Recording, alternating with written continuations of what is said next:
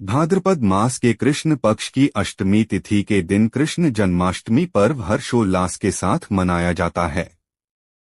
इस दिन भगवान श्री कृष्ण का जन्म हुआ था। भगवान श्री कृष्ण का जन्म मथुरा के कारागार में वासुदेव की पत्नी देवकी के गर्भ से हुआ था।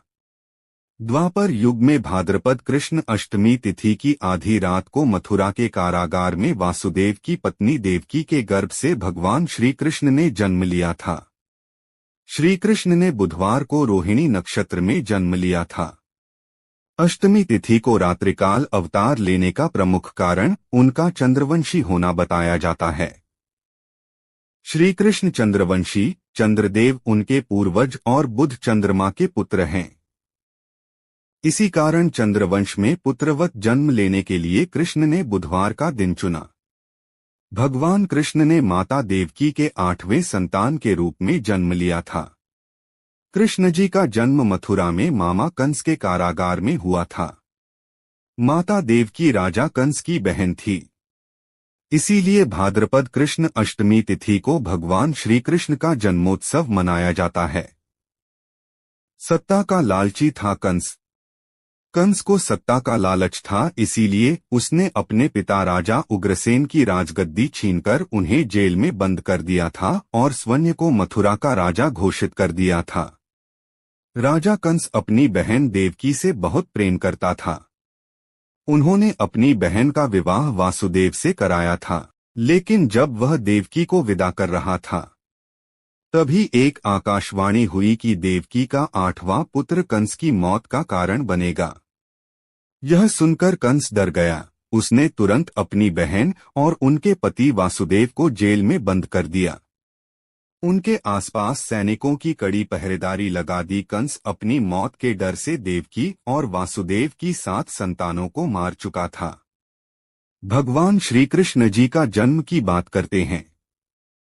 भाद्रपद मास कृष्ण पक्ष की अष्टमी तिथि को रोहिणी नक्षत्र दिन बुधवार की अंधेरी रात में भगवान कृष्ण ने देवकी के 8वें संतान के रूप में जन्म लिया। श्री कृष्ण के जन्म लेते ही कोठरी प्रकाशमय हो गया। तब तक आकाशवाणी हुई कि विष्णु जी ने कृष्ण जी के अवतार में देवकी के कोख में जन्म लिया है। उन्हें गोकुल में बाबा नंद के पास छोड़ आएं और उनके घर एक कन्या जन्मी है, उसे मथुरा लाकर कंस को सौंप दें। भगवान विष्णु के आदेश से वासुदेव जी भगवान कृष्ण को सूप में अपने सिर पर रखकर नंद जी के घर की ओर चल दिए। भगवान विष्णु की माया से सभी पहरेदार सो गए। कारागार के दरवाजे खुल गए। कान्हा अब चले गोकुल धाम। आकाशवाणी सुनते ही वासुदेव के हाथों की हथकड़ी खुल गई। वासुदेव जी ने सूप में बाल गोपाल को रखकर सिर पर रख लिया और गोकुल की ओर चल पड़े। वासुदेव भगवान कृष्ण को लेकर नंद जी के यहाँ सकुशल पहुँच गए और वहां से उनकी नवजात कन्या को लेकर वापस आ गए। जब कंस को देवकी की 8वीं संतान के जन्म की सूचना मिली, वह तत्काल कारागार में आया और उस कन्या को छीनकर पृथ्वी पर पटकना चाहा, लेकिन वह कन्या उसके हाथ से निकलकर आसमान में चली गई। फिर कन्या ने कहा, हे मूर्ख कंस, तुझे मारने वाला जन्म ले चुका है और वह वृंदावन पहुंच गया है। वह कन्या कोई और नहीं, स्वयं योग माया थी। श्री कृष्ण ने राजा उग्रसेन को फिर सौंप दी मथुरा की राजगद्दी। बाबा नंद और उनकी पत्नी मां यशोदा ने कृष्ण जी का पालन पोषण किया। राजा कंस ने कृष्ण जी का पता लगाकर उन्हें मारने की खूब कोशिश की, लेकिन कंस की सारी कोशिशें विफल हुई और कृष्ण जी को कोई मार नहीं सका। अंत में श्री कृष्ण ने कंस का वध किया। राजा उग्रसेन को फिर मथुरा की राजगद्दी सौंप दी। इस तरह से जन्माष्टमी की व्रत कथा पूरी हुई। जन्माष्टमी का महत्व क्या है? भगवान श्री कृष्ण जन्माष्टमी के दिन व्रत रखने से संपूर्ण इच्छाओं की पूर्ति होती है। इस दिन विधिपूर्वक यशोदा नंदन की पूजा करने से सुख समृद्धि का आशीर्वाद मिलता है। वहीं जिन दंपतियों की संतान की चाह है, उन्हें जन्माष्टमी की दिन लड्डू गोपाल की उपासना करना चाहिए। ज्योतिषाचार्य के अनुसार इस वर्ष विशेष ग्रह नक्षत्र में होने की वजह से जन्माष्टमी को काफी शुभ माना जा रहा है। साधना करने के लिए श्री कृष्ण के भक्तों के लिए यह बहुत महत्वपूर्ण समय है। वैसे तो हर जन्माष्टमी शुभ होती है और श्री कृष्ण भक्तों के सारे दुख हर लेते हैं, लेकिन अगर आप विशेष काल और नक्षत्र में भजन कीर्तन के साथ श्री कृष्ण कथा और लीला अमृत का पाठ करते हैं तो इससे भगवान श्री कृष्ण प्रसन्न होंगे। कृष्ण की 4 दुर्लभ कहानियां। कहानी 1, दुर्योधन की पत्नी का कृष्ण भक्त हो जाना। दुर्योधन की पत्नी का नाम भानुमति था। वो एक बहुत ही सुंदर लड़की थी और जब कृष्ण दुर्योधन के महल में मेहमान बनकर आए तब वो सिर्फ 17 साल की थी। दुर्योधन ने एक षड्यंत्र रचा जिससे कृष्ण को नशे की हालत में लाकर कोई वादा करा लिया जाए। उसने सभी तरह की व्यवस्थाएं की और इस बात का खास ख्याल रखा कि भोज में खूब अच्छी मात्रा में शराब भी हो। दुर्योधन के दोस्त भी आए और सभी ने इतनी शराब पी कि वे सब नशे में धुत हो गए, पर कृष्ण ने अपने आप को शांत रखा और वे हर किसी को खुश करते रहे। इस सारे हंगामे में भानुमति ने भी कुछ ज्यादा ही पी ली, जितनी वो पी सकती थी उससे भी ज्यादा। वो एक युवा लड़की थी और उसे इन चीजों की आदत नहीं थी, तो वो नशे में बहकने लगी। कुछ समय बाद सभी लोग बहकने लगे और चीजें काबू से बाहर जाने लगीं। भानुमति अपने पर काबू खो बैठी। वो कृष्ण से लिपट गई और उनके लिए अपनी इच्छा प्रकट करने लगी। कृष्ण ने उसे किसी शिशु की तरह संभाला और वे समझ गए थे कि स्थिति खराब हो चुकी थी। वे समझ गए थे कि भानुमति अगर कुछ गलत कर बैठी तो बाद में संभाल नहीं पाएगी और हस्तिनापुर की रानी का गौरव कलंकित हो जाएगा।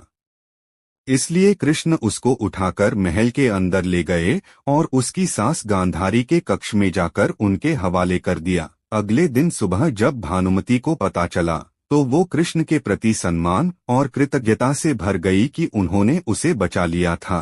तब से वो कृष्ण की भक्त बन गई। कहानी 2, कृष्ण की घमंडी पत्नी। सत्यभामा कृष्ण की दूसरी पत्नी थी। वो एक बहुत ही घमंडी स्त्री थी। उसका ये मानना था कि वो सबसे सुंदर और सबसे अमीर स्त्री थी क्योंकि उसके पिता एक बहुत ही धनवान व्यक्ति थे। तो सत्यभामा जितने और जो रत्न और आभूषण और संपत्ति चाहती थी वो सब उसके पास थे। स्वाभाविक रूप से घमंड उसकी एक बड़ी समस्या थी। एक बार कृष्ण के जन्मदिवस के अवसर पर सत्यभामा ने सोचा कि वो सबको दिखाएगी कि वो कृष्ण को कितना प्यार करती थी।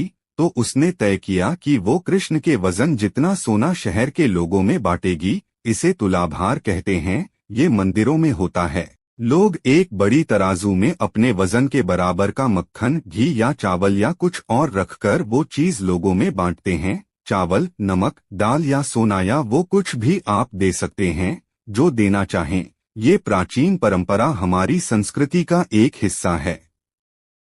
सत्यभामा ने तुलाभार की व्यवस्था की। लोग बहुत प्रभावित हुए पर कृष्ण पर इन बातों का कोई असर नहीं हुआ। वे जाकर तराजू के एक पलड़े पर बैठ गए। सत्यभामा जानती थी कि उनका वजन लगभग कितना है और उसने उतना सोना तैयार ही रखा था, पर जब उसने सब सोना दूसरे पलड़े पर रखा तो कांटा जरा भी नहीं हिला। कृष्ण का पलड़ा थोड़ा भी ऊपर नहीं हुआ। ऐसा ही कुछ तब भी हुआ था जब कृष्ण एक शिशु थे। एक राक्षस आकर उन्हें ले जाने लगा। तब कृष्ण ने अपना वजन इतना बढ़ा लिया कि राक्षस वहीं गिर पड़ा और कृष्ण ने उसके ऊपर बैठकर उसे कुचलकर मार डाला। क्रिया योग में एक ऐसा तरीका है जिससे कोई योगी अपना वजन बढ़ा या घटा सकता है। ऐसी बहुत सी कहानियां हैं कि ऐसे योगी भी थे जो पहाड़ की तरह भारी हो जाते थे। तो इस बार भी कृष्ण अपना वजन बढ़ाकर तराजू में बैठ गए। सत्यभामा ने उतना सोना दूसरे पलड़े पर रख दिया था जितना उसके हिसाब से कृष्ण के वजन के बराबर था, पर कुछ हुआ ही नहीं। तब तक शहर के सभी लोग ये घटना देखने के लिए आ गए थे। तब उसने अपने नौकरों से वो सभी गहने मंगवाए जो उसके पास थे। एक के बाद एक वो गहने डालती जा रही थी और सोच रही थी कि काम हो जाएगा, पर कुछ नहीं हुआ। तब उसने वो सब कुछ भी रख दिया जो उसके पास था, पर पलड़ा जरा भी नहीं हिला। वो रोने लगी क्योंकि ये सब उसके लिए बहुत शर्मजनक था। सारा शहर देख रहा था और उसके पास पर्याप्त सोना नहीं था। वो जो हमेशा अपनी संपत्ति के बारे में इतनी घमंडी थी, उसके पास पर्याप्त सोना नहीं था और उसे समझ में नहीं आ रहा था कि वो क्या करे। तब उसने रुक्मिणी की ओर देखा, जिससे वो बहुत जलती थी और हमेशा परेशान रहती थी। उसने रुक्मिणी से पूछा, अब मैं क्या करूं, क्योंकि ये बात सिर्फ मेरे लिए ही नहीं पर तुम्हारे और हम सब के लिए भी बहुत शर्मजनक है। मैं क्या करूं? तब रुक्मिणी बाहर गई और तुलसी के पौधे के 3 पत्ते उठा लाई। जैसे ही तुलसी के वे पत्ते उसने तराजू के दूसरे पलड़े पर रखे, कृष्ण का पलड़ा तुरंत ही ऊपर आ गया। कहानी 3। कृष्ण का अर्धभक्त। एक दिन कृष्ण दोपहर में खाना खा रहे थे और सत्यभामा बहुत ही खुशी और गर्व के साथ खाना परोस रही थी, क्योंकि वो ऐसे व्यक्ति नहीं थे जो रोज खाना खाने घर पर आए। उसे ऐसा अवसर कभी कभी ही मिलता था कि वो उन्हें खाना परोसे, तो वो ये बहुत खुशी और आनंद से कर रही थी। खाने के बीच में ही कृष्ण अचानक उठ खड़े हुए और हाथ धोए बिना ही दरवाजे की ओर दौड़ने लगे। सत्यभामा अवाक रह गई और बोली, अरे ये क्या है? खाना तो खा लीजिए और फिर जाइए। कृष्ण बोले, नहीं, मुझे जाना जरूरी है, और मुख्य दरवाजे की ओर दौड़ पड़े। पर अचानक वे वापस मुड़े और खाना खाने बैठ गए। तब सत्यभामा ने पूछा, आप इस तरह क्यों दौड़ पड़े और क्यों वापस आ गए? ये सब क्या है? कृष्ण ने जवाब दिया, मेरा एक भक्त जंगल में बैठा था और उसके जीवन प्राण ही कृष्ण कृष्ण कृष्ण हो गए थे। मैंने एक भूखे बाघ को उसकी ओर आते देखा तो मुझे जाना पड़ा। मैं दरवाजे तक पहुंचा ही था कि उस बेवकूफ ने पत्थर उठा लिया, तो मैं वापस आ गया। अब उसे अपने आप ही अपनी परिस्थिति संभालने दो। कहानी 4। कृष्ण के सिरदर्द का इलाज। एक बार कृष्ण के जन्मदिवस के अवसर पर उत्सव मनाने के लिए बहुत बड़ी तैयारियां की गई थीं। नृत्य, संगीत और भी बहुत कुछ। लोग बड़ी संख्या में इकट्ठा हुए पर कृष्ण घर में ही बैठे रहे। वे शायद उसमें भाग लेना नहीं चाहते थे। वैसे तो कृष्ण हर तरह के उत्सव के लिए हमेशा तैयार ही होते थे, पर इस दिन किसी वजह से उनकी इच्छा नहीं थी। रुक्मिणी आई और पूछने लगी, नाथ, आपको क्या हो गया है? क्या बात है? आप उत्सव में शामिल क्यों नहीं हो रहे? कृष्ण बोले, मुझे सिरदर्द है। हमें नहीं मालूम उनको वास्तव में सिरदर्द था या नहीं। हो सकता है कि वाकई हो, और ये भी संभव था कि वे नाटक कर रहे हों। उनमें वो योग्यता थी। रुक्मिणी बोली, हमें वैद्यों को बुलाना चाहिए। तो वैद्य आए। उन्होंने हर तरह की दवाइयां दी। कृष्ण बोले, नहीं, ये सब चीजें मुझ पर असर नहीं करेंगी। लोगों ने पूछा, तो हमें क्या करना चाहिए? तब तक बहुत सारे लोग इकट्ठा हो गए थे। सत्यभामा आई, नारद आए, हर कोई परेशान था। क्या हो गया? क्या हुआ है? कृष्ण को सिरदर्द है। हम उन्हें ठीक करने के लिए क्या करें? कृष्ण बोले, कोई जो मुझे वाकई में प्यार करता हो, वो अपने पैरों की धूल अगर मेरे सिर पर मल दे तो मैं ठीक हो जाऊंगा। सत्यभामा बोली, ये क्या बात हुई? मैं आपसे बहुत प्यार करती हूँ, पर ये नहीं हो सकता कि मैं अपने पैरों की धूल लेकर आपके सिर पर लगाऊं। हम ऐसा काम नहीं कर सकते। रुक्मिणी रो रही थी। हम ये कैसे कर सकते हैं? ये तो आपका अनादर होगा, अपमान होगा। हम ये नहीं कर सकते। नारद भी पीछे हट गए। मैं ऐसा कुछ भी करना नहीं चाहता। आप स्वयं भगवान हैं। मुझे नहीं मालूम कि इसमें क्या रहस्य है। पता नहीं इसमें कौन सा जाल होगा। मैं अपने पैरों की धूल आपके सिर पर रखूंगा तो हमेशा नरक की आग में जलूंगा। मैं ऐसा कोई काम करना नहीं चाहता। चारों ओर बात फैल गई। हर कोई सकते में था। हम ये काम नहीं कर सकते। हम सब उन्हें बहुत प्यार करते हैं, पर ऐसा करके हम नरक में जाना नहीं चाहते। उत्सव मनाने के लिए लोग कृष्ण का इंतजार कर रहे थे, पर कृष्ण अपना सिरदर्द लेकर बैठे थे। फिर ये बात वृंदावन तक पहुंची। गोपियों को मालूम पड़ा कि कृष्ण को सिरदर्द है। तब राधा ने अपनी साड़ी का पल्लू फाड़कर जमीन पर बिछा दिया और सब गोपियां उस पर नाचने लगीं। उन्होंने फिर वो पल्लू नारद को देकर कहा, इसे ले जाइए और कृष्ण के सिर पर बांध दीजिए। नारद वो धूल भरा पल्लू ले आए और उसे कृष्ण के सिर पर बांध दिया। कृष्ण का सिर दर्द तुरंत ठीक हो गया।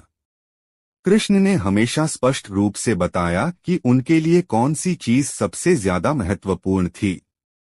हालांकि वे राजाओं के साथ घूमते थे और उन्हें बहुत से राज्य भेंट किए गए, पर उन्होंने वे नहीं लिए। उनके लिए यही सच्चा, निस्वार्थ, सरल प्रेम ही महत्वपूर्ण था। कृष्ण भगवान ने गोवर्धन पर्वत उठाया। आओ जानते हैं कहानी। गोवर्धन पर्वत ने एक बार वृंदावन के गोप गोपियों की एक भयंकर बाढ़ से रक्षा की थी। पूरा गोवर्धन पर्वत जमीन से ऊपर उठ गया था। तो कैसे उठ गया था इतना बड़ा गोवर्धन पर्वत? गोवर्धन पर्वत ने एक बार वृंदावन के गोप गोपियों की बाढ़ से रक्षा की थी। गोवर्धन पर्वत उठाने की यह घटना तब की है जब भगवान कृष्ण को आत्मबोध हुआ था। भगवान आत्मबोध होने के बाद एक संकेत की प्रतीक्षा कर रहे थे। जब गुरु गार्गाचार्य ने कृष्ण को याद दिलाया कि वह कौन है और उनके जीवन का ध्येय क्या है, तो गोवर्धन पर्वत पर खड़े खड़े कृष्ण को एक तरह का बोध हुआ। फिर भी गोकुल, गायों और गोप गोपियों के लिए अपने प्यार के कारण उनका मन अब भी ऊहापोह में था। जो ध्येय अभी बहुत दूर है, क्या उसके लिए उन्हें वाकई यह सब भूल जाना चाहिए जो वह जानते हैं और जो उन्हें पसंद है? अपने अंदर कहीं वह इसे पक्का करने का एक संकेत ढूंढ रहे थे कि उन्हें जो बोध हुआ है और जो उन्हें याद दिलाया गया है, वह इतना अहम मकसद है कि उसके लिए उन्हें वह सब कुछ भूल जाना चाहिए जो उन्हें पसंद है। इंद्रोत्सव मनाना बंद करने और गोपोत्सव का नया उत्सव मनाना शुरू करने के इस क्रांतिकारी कदम के बाद गोवर्धन पहाड़ की तराई में हर कोई जश्न मना रहा था। अचानक बारिश की जोरदार बौछारों के साथ एक भयानक तूफान उठा और नदी उफनने लगी। गोकुल के सीधे सादे लोगों को लगा कि इंद्रोत्सव न मनाने के कारण वर्षा के देव इंद्र उनसे कुपित हो गए हैं और बारिश की इन बौछारों में उन्हें डुबाने वाले हैं। यमुना का पानी बढ़ता रहा और सारी जगहें पानी में डूबने लगी। हालात को खतरनाक होते देख बलराम और उनके कुछ दोस्तों ने एक सुरक्षित जगह की तलाश शुरू कर दी जहां वे हर किसी को ले जा सकें। पहले से घूमते फिरते रहने के कारण कृष्ण इस इलाके को अच्छी तरह जानते थे। उन्होंने गोवर्धन पहाड़ में कई जगह सुराख देखे थे। वह गोकुल के युवाओं को वहां लेकर गए। जब उन्होंने ज्यादा जगह बनाने के लिए कुछ चट्टानें हटाईं, तो उन्हें पहाड़ के भीतर एक विशाल गुफा का पता चला। बहुत कठिनाई से बलराम के बल का इस्तेमाल करते हुए उन्होंने गुफा का द्वार खोलने के लिए एक एक करके चट्टानें हटाईं। पशुओं सहित हर कोई उस विशाल गुफा के अंदर जाने लगा, मगर वह जगह काफी नहीं थी। कृष्ण अब भी अपनी हर प्रिय चीज छोड़ने के लिए एक मजबूत संकेत का इंतजार कर रहे थे और उनके मन में उन चीजों के लिए आकर्षण अब भी मौजूद था। फिर अचानक पूरा पहाड़ जमीन से 6 फीट ऊपर उठ गया और वह गुफा इतनी बड़ी हो गई कि जानवरों समेत गोकुल का सारा जनसमूह उसमें समा सकता था। वे आराम से कुछ दिनों तक उसमें रहे। बाढ़ का पानी उतरने के बाद ही वे बाहर निकले। इस चमत्कारी घटना से हर किसी को विश्वास हो गया कि वह खुद भगवान हैं। खुद उन्होंने भी इस घटना के बाद पीछे मुड़कर नहीं देखा। उनके मन में यह साफ हो गया था कि उन्हें अपने जीवन के साथ क्या करना है। इसने उन्हें इतनी शक्ति दी कि वह पीछे मुड़कर देखे बिना चले गए और अपने जीवन के ध्येय को पूरा किया। जबकि वह यहाँ के लोगों और खासकर राधे से बहुत प्यार करते थे। राधे से तो वह इस हद तक जुड़े थे कि विवाह करना चाहते थे। इस अद्भुत घटना के कारण जब उन्होंने गोवर्धन पर्वत को उठा लिया था, कृष्ण को गोविंदा कहा जाने लगा। भगवान श्री कृष्ण मथुरा छोड़कर क्यों गए थे द्वारका? फिर भी कैसे डूब गई उनके द्वारा बसाई नगरी? यह तो आप जानते होंगे कि भगवान श्री कृष्ण ने मथुरा से निकलकर द्वारका क्षेत्र में एक नए नगर की स्थापना की थी। लेकिन क्या आप जानते हैं कि आखिर ऐसा क्या हुआ था कि उन्हें अपना जन्मस्थान छोड़कर द्वारका जाना पड़ा? आइए इसके पीछे की पौराणिक कथा के बारे में जानते हैं। हमारे देश में कई सारे प्रसिद्ध मंदिर हैं और करोड़ों लोगों की आस्था इनसे जुड़ी हुई है। गुजरात राज्य में स्थित द्वारकाधीश मंदिर भी हमारे देश के प्राचीन मंदिरों में से एक है। हर साल अलग अलग राज्यों से इस मंदिर के दर्शन करने के लिए आते हैं। द्वारकाधीश मंदिर श्री कृष्ण को समर्पित है और यह मंदिर हजारों साल पुराना है। यह मंदिर अपनी शिल्पकारी के लिए बेहद लोकप्रिय है।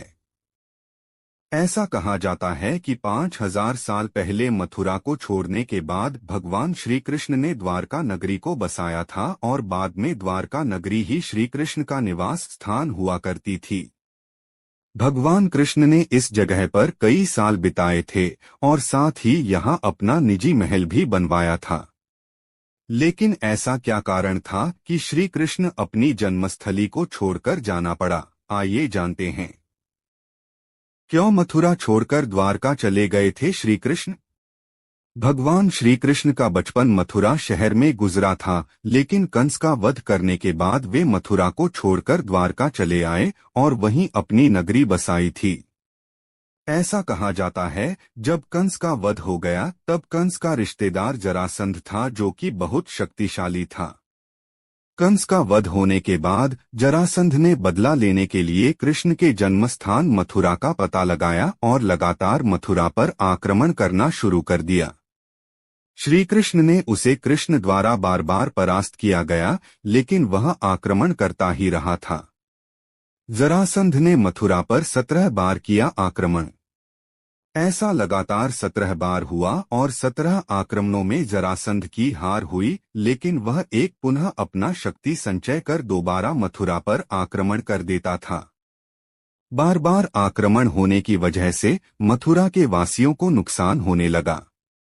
इसके बाद कृष्ण ने आत्मचिंतन किया कि कंस का वध मैंने किया था और कंस के वध का उत्तरदायी मैं हूँ, लेकिन जब यह बार बार आक्रमण करता है तो मृत्यु मेरे सैनिकों की और प्रजा की होती है।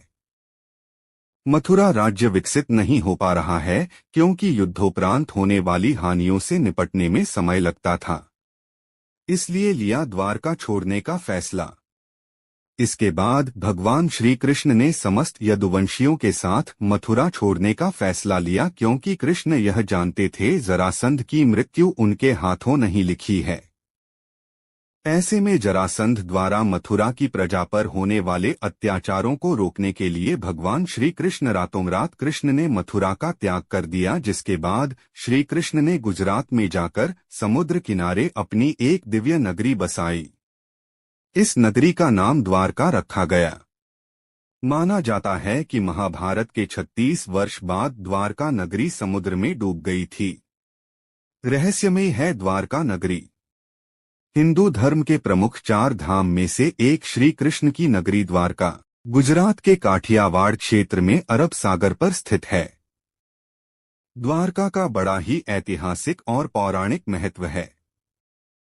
माना जाता है द्वापर युग में आधी द्वारका समुद्र में डूब गई थी और आज भी द्वारका समुद्र में अनेकों रहस्यों को अपने अंदर समेटे हुए है। ऐसी पौराणिक कथाएं प्रचलित हैं कि गांधारी द्वारा श्री कृष्ण की नगरी को दिए गए श्राप और एक ऋषि द्वारा श्री कृष्ण के पुत्र सांब को दिए श्राप के कारण द्वारका नगरी पानी में समा गई। द्वारका नगरी किन कारणों से डूब गई श्री कृष्ण की द्वारका नगरी? जाने ये रोचक रहस्य। श्री कृष्ण की द्वारका नगरी के जल विलीन होने की कई पौराणिक कथाएं प्रचलित हैं। श्री कृष्ण की द्वारका नगरी के डूबने की मुख्य 2 वजह मानी जाती है। चलिए जानते हैं इनके बारे में। द्वारका नगरी स्टोरी। हिंदू धर्म के 4 धामों में से एक द्वारका धाम को भगवान श्री कृष्ण की नगरी कहते हैं। द्वारका धाम गुजरात के काठियावाड़ क्षेत्र में अरब सागर के समीप स्थित है। श्री कृष्ण की द्वारका नगरी के जल विलीन होने की कई पौराणिक कथाएं प्रचलित हैं। चलिए जानते हैं भगवान श्री कृष्ण की द्वारका नगरी के डूबने के पीछे क्या वजह थी। पंडित इंद्रमणि घनश्याल बताते हैं कि श्री कृष्ण की द्वारका नगरी के डूबने की मुख्य 2 वजह मानी जाती है। पहला कारण गांधारी का श्राप। पौराणिक कथा के अनुसार जरासंध द्वारा प्रजा पर होने वाले अत्याचारों को रोकने के लिए भगवान श्री कृष्ण मथुरा को छोड़कर चले गए थे। श्री कृष्ण ने समुद्र किनारे अपनी एक दिव्य नगरी बसाई। इस नगरी का नाम द्वारका रखा। माना जाता है कि महाभारत के 36 वर्ष बाद द्वारका नगरी समुद्र में डूब गई थी। महाभारत में पांडवों की विजय हुई और सभी कौरवों का नाश हो गया था। इसके बाद जब युधिष्ठिर का हस्तिनापुर में राजतिलक हो रहा था, उस समय श्री कृष्ण भी वहां मौजूद थे। तब गांधारी ने श्री कृष्ण को महाभारत युद्ध का दोषी ठहराते हुए भगवान श्री कृष्ण को श्राप दिया कि अगर मैंने अपने आराध्य की सच्चे मन से आराधना की है और मैंने अपना पत्नीव्रता धर्म निभाया है, तो जो जिस तरह मेरे कुल का नाश हुआ है, उसी तरह तुम्हारे कुल का नाश भी तुम्हारी आंखों के समक्ष होगा। कहते हैं इस श्राप की वजह से श्री कृष्ण की द्वारका नगरी पानी में समा गई। दूसरा कारण ऋषियों का श्राप। एक अन्य पौराणिक कथा के अनुसार एक बार महर्षि विश्वामित्र, देव ऋषि नारद, कर्ण द्वारका गए। तब यादव वंश के कुछ लड़के ऋषियों के साथ उपहास करने के प्रयोजन से श्री कृष्ण के पुत्र सांब को स्त्री वेश में ले गए और ऋषियों से कहा कि यह स्त्री गर्भवती है। आप इसके गर्भ में पल रहे शिशु के बारे में बताइए कि क्या जन्म लेगा। ऋषियों ने अपना अपमान होता देख श्राप दिया कि इसके गर्भ से मुसल उत्पन्न होगा और उस मुसल से समस्त यदुवंशी कुल का विनाश होगा। उसके पश्चात सभी यदुवंशी आपस में लड़कर मरने लगे थे। सभी यदुवंशियों की मृत्यु के बाद बलराम ने भी अपना शरीर त्याग दिया था। श्री कृष्ण पर किसी शिकारी ने हिरण समझकर बाण चला दिया था, जिससे भगवान श्री कृष्ण देवलोक चले गए। उधर जब पांडवों को द्वारका में हुई अनहोनी का पता चला तो अर्जुन तुरंत द्वारका गए और श्री कृष्ण के बचे हुए परिजनों को अपने साथ इंद्रप्रस्थ लेकर चले गए। इसके बाद देखते ही देखते पूरी द्वारका नगरी रहस्यमय तरीके से समुद्र में समा गई। ऐसे हुई थी श्री कृष्ण की मृत्यु। महाभारत काल से जुड़े इस रहस्य को जान विश्वास नहीं करेंगे। भगवान विष्णु के 8वें अवतार श्री कृष्ण की लीला तो हम अक्सर बड़े बुजुर्गों द्वारा सुनते आए हैं, लेकिन भगवान श्री कृष्ण की मृत्यु कैसे हुई? मृत्यु का कारण क्या था? क्या श्री कृष्ण ने मृत्यु के बाद अपना शरीर त्याग दिया और उनकी मृत्यु के बाद क्या हुआ? इन सब सवालों के जवाब जानने की जिज्ञासा हर किसी के मन में जरूर होती है। आइए आज हम आपको बताते हैं कि आखिर भगवान श्री कृष्ण की मृत्यु कैसे हुई। भगवान श्री कृष्ण का जन्म 3112 ईसा पूर्व में मथुरा में हुआ था। हालांकि उनका बचपन वृंदावन, बरसाना, नंदगाम, गोकुल और द्वारका आदि जगहों पर बीता। बताया जाता है कि महाभारत के युद्ध के बाद श्री कृष्ण ने द्वारका पर 36 वर्षों तक राज किया, जिसके बाद उन्होंने अपना देह त्याग दिया था। उस समय उनकी आयु 125 वर्ष थी। दरअसल उनकी मृत्यु के पीछे की वजह 2 श्राप हैं। आइए इनके बारे में जानते हैं। बताया जाता है कि महाभारत के युद्ध के बाद जब दुर्योधन और उसके सभी भाइयों का अंत हो गया तो उनकी माता गांधारी को अत्यधिक क्रोध आया। अपने बेटे के शव पर शोक व्यक्त करते हुए रणभूमि पर गांधारी ने श्री कृष्ण को 36 वर्षों के बाद मृत्यु का श्राप दे दिया। ये सुनकर पांडव चकित रह गए, लेकिन श्री कृष्ण ने मुस्कुराते हुए इस अभिशाप को स्वीकार कर लिया। इसके बाद ठीक 36 वर्षों के बाद उनकी मृत्यु हो गई। उनकी मृत्यु एक शिकारी के हाथों हुई। भागवत पुराण में बताया गया है कि एक बार श्री कृष्ण के पुत्र सांब ने शरारत करने की सोची। सांब अपने मित्रों के साथ एक स्त्री का वेश धारण कर ऋषिमुनियों से मिलने गए। स्त्री के वेश में सांब ने ऋषियों से कहा कि वह गर्भवती हैं। यदुवंश कुमारों की इस शरारत से ऋषियों ने क्रोधित होकर उन्हें श्राप दे दिया कि तुम एक ऐसे लोहे के तीर को जन्म दोगी जो तुम्हारे पूरे कुल का सर्वनाश कर देगा। इस श्राप को सुनकर सांब डर गए और उन्होंने तुरंत सारी घटना उग्रसेन को बताई। श्राप से छुटकारा पाने के लिए उग्रसेन ने सांब से कहा कि तीर का चूर्ण बनाकर प्रभास नदी में प्रवाहित कर दो, जिसके बाद सांबा ने वही किया। इसके बाद उग्रसेन ने राज्य में ये आदेश पारित कर दिया कि यादव राज्य में कोई भी किसी प्रकार की नशीली सामग्री का इस्तेमाल, उत्पादन या वितरण नहीं करेगा। इस घटना के बाद द्वारका में कई अशुभ संकेत देखने को मिले, जिसमें सुदर्शन चक्र, बलराम के हल और श्री कृष्ण के शंख, रथ का अदृश्य हो जाना शामिल था। धीरे धीरे यहाँ अपराधों और पापों में भी बढ़ोतरी होने लगी और एक दिन सभी नगरवासी मदिरा के नशे में चूर हो गए और आपस में ही लड़ने मरने लगे। इस तरह सभी आपस में लड़कर मर गए। भागवत पुराण में बताया गया है कि एक दिन श्री कृष्ण पीपल के पेड़ के नीचे विश्राम कर रहे थे। तब जरा नाम के एक बहेलिये ने भगवान कृष्ण को हिरण समझकर उन पर तीर से प्रहार कर दिया, जिसके बाद श्री कृष्ण ने अपने देह त्याग दिया और उनकी मृत्यु हो गई। दरअसल इस तीर में उसी लोहे के तीर का अंश था जिसे सांब ने उग्रसेन के कहने पर चूर्ण बनाकर नदी में प्रवाहित कर दिया था। इस प्रकार ऋषि के श्राप के अनुसार ही समस्त यदुवंशियों का नाश हो गया। गांधारी के श्राप के अनुसार श्री कृष्ण की मृत्यु हो गई।